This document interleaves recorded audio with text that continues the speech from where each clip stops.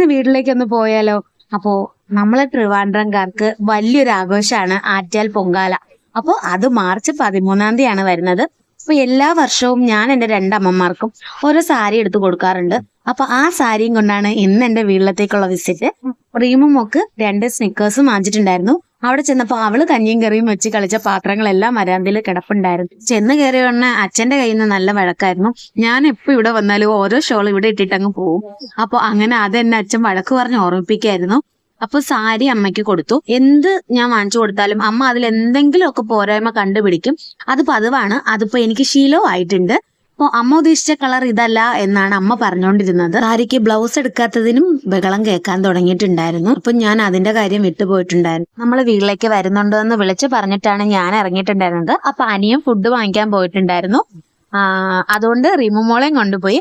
അവള് കളിച്ച് ബാക്കിയാക്കി വെച്ച കഞ്ഞിയും കറിയും പിന്നെ മോളായിരുന്നു തുടർന്നത്. അങ്ങനെ നമ്മൾ ബെറോട്ടയൊക്കെ കഴിച്ചു തിരിച്ച് വീട്ടിലേക്ക് പോയി. പിന്നെ ഇനി നമ്മുടെ ബാക്കി യുദ്ധം വീട്ടിൽ